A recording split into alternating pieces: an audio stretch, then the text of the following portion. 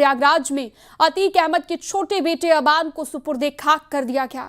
अतीक के दोनों बेटों अली और उमर अपने छोटे भाई अबान के अंतिम संस्कार में शामिल हुए। अतीक के दोनों बेटों को कड़ी सुरक्षा के बीच जेल से प्रयागराज के कसारी मसारी कब्रिस्तान लाया गया। इस दौरान कसारी मसारी कब्रिस्तान में भारी भीड़ पहुंची। कब्रिस्तान में भीड़ को देखते हुए भारी तादाद में पुलिस फोर्स को तैनात किया गया।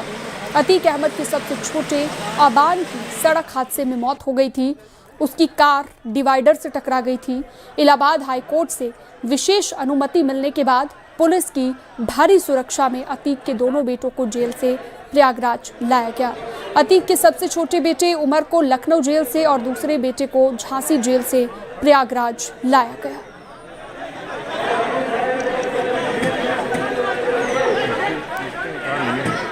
तो अतीक अहमद के छोटे बेटे के शव को दफनाया गया। अबान को किया गया सुपुर्दे खाक। दो तस्वीरें आप देख रहे हैं प्रयागराज की खबर, जहां पर अतीक के दोनों बेटे शामिल हुए हैं जनाजे में और कड़ी सुरक्षा के बीच उन्हें प्रयागराज लाया गया।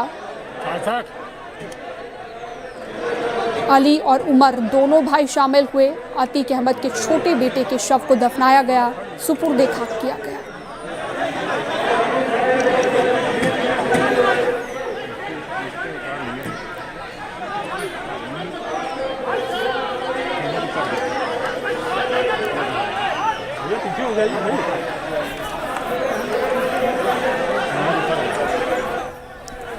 तो ये दोनों तस्वीरें आपकी स्क्रीन पर। सर्वेश दुबे हमारे साथ हमारे सहयोगी जुड़ चुके हैं ज्यादा जानकारी और अपडेट के साथ।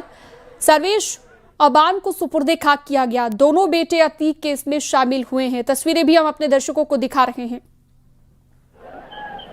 जी निश्चित तौर पर आज का जो दिन था काफी अहम था। माफिया अतीक अहमद के 5वें और सबसे छोटे बेटे की मौत 6 अगस्त को प्रयागराज से झांसी जाते समय एक सड़क दुर्घटना में हुई थी।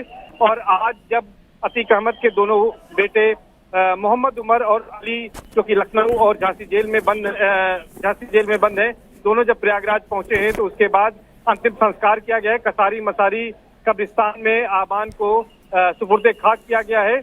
दोनों भाई अलग अलग टाइम पर पहुंचे हैं। उसके बाद उनको सुपुर्दे खाक करने के बाद परिजनों से मुलाकात कर रहे हैं। इस वक्त का जो समय है और 8 बजे तक का कोर्ट को समय दिया गया था कि 8 बजे तक सुपुर्दे खाक किया जाएगा। अब इसके बाद पुलिस कड़ी सुरक्षा के बीच दोनों भाइयों को जो अलग अलग जेल से आए हैं तो अलग अलग जेलों में लखनऊ और झांसी उनको लेकर रवाना होगी। तो लेकिन फिलहाल जो अभी का कार्यक्रम है वो सुपुर्दे खाक अबान को कर दिया गया है।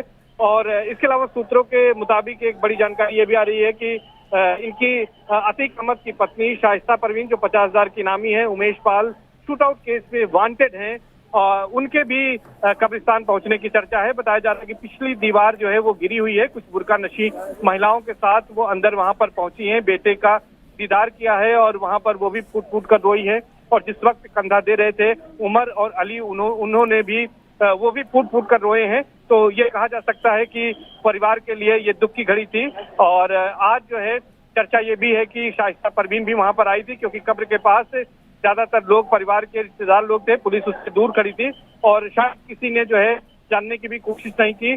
और इसीलिए ये दावा किया जा रहा है सूत्रों की ओर से कि वहां पर शाइस्ता परवीन भी बुर्का नशी महिलाओं के साथ आई थी और वो वहां पर बेटे के जनाजे को देखने के बाद वापस लौट गई। जी ठीक है, बहुत शुक्रिया विस्तार से जानकारी देने के लिए आपका सर्वेश दुबे।